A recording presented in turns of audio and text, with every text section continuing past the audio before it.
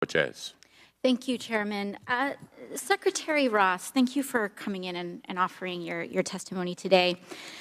Kansas Secretary of State Chris Kobach, mentioned by my colleague, was noted by the New York Times as laboring long and hard in his career, notably in the areas of voter suppression and nativism.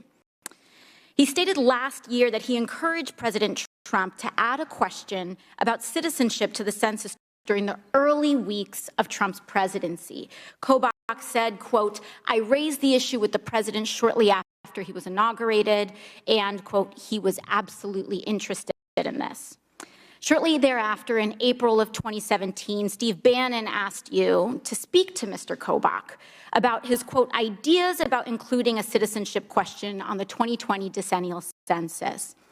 Did you speak to Mr. Kobach about his ideas on the citizenship question? As I described earlier in my testimony, Chris Kobach did have a conversation with me early on in my... So you did... I'm sorry, I'm not finished. Chris Kobach did have a conversation with me. He said he had a question he would like us to ask. Thank you. And I thought here, I'm sorry, I must reclaim my time. Mr. Kobach later sent an email to you on July 14th, writing that the lack of the citizenship question, quote, "leads to the problem that aliens who do not actually reside in the United States are still counted for congressional apportionment services."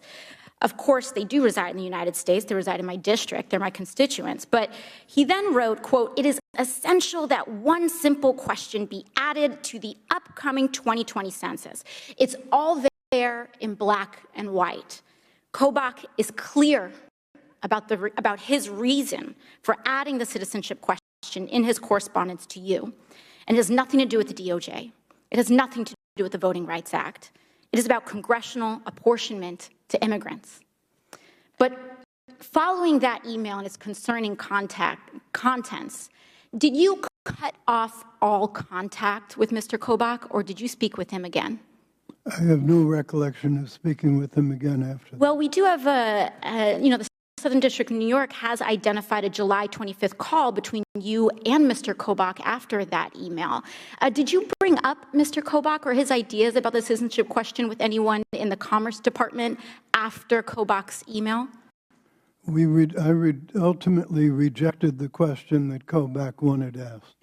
So it does say here, Judge Furman in the Southern District of New York wrote that you, in fact, mentioned Kobach again in a September 6th meeting, in a September 6th, 2017 meeting on the citizenship question.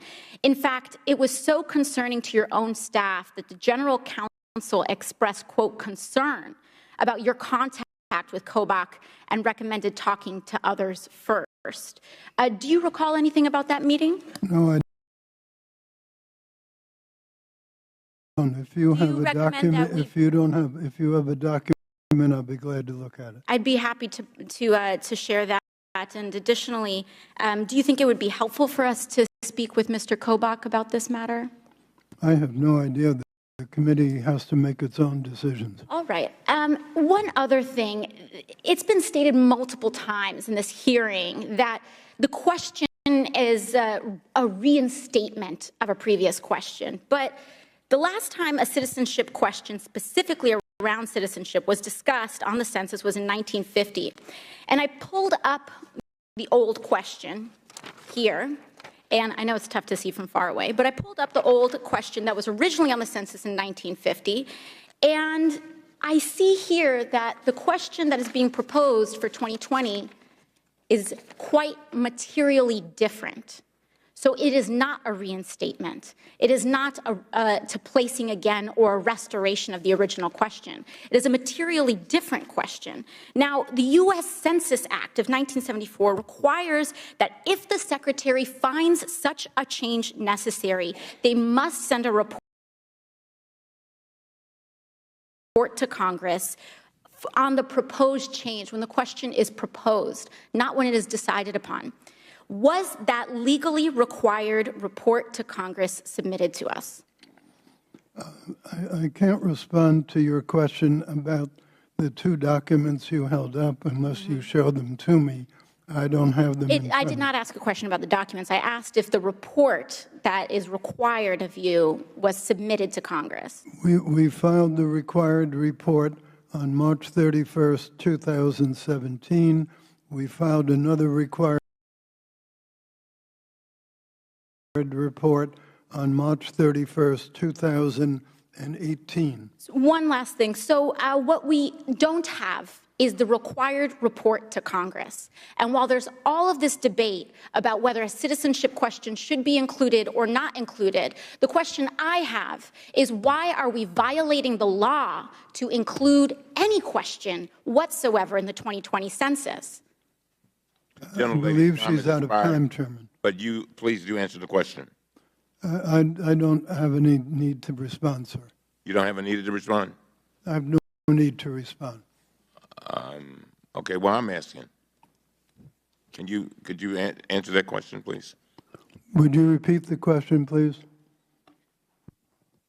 We are now in violation of the U.S. Census Act of 1974, which requires you to submit a specific report to Congress ahead of any changes that you find necessary.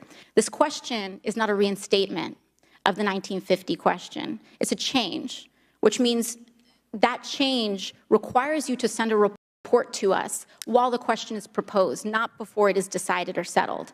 So my question is, why are we violating the law to include this question in the 2020 point of order.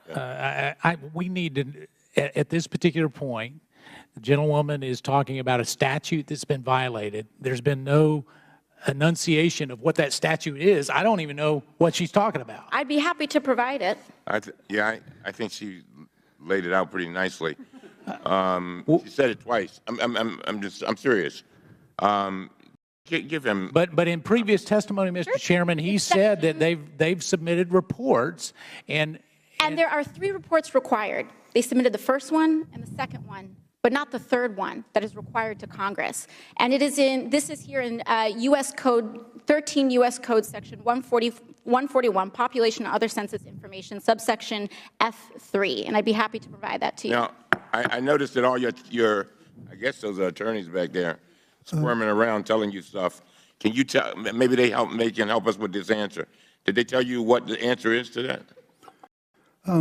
Got a lot of people back there. I've been told by counsel that we have complied with all the regulations.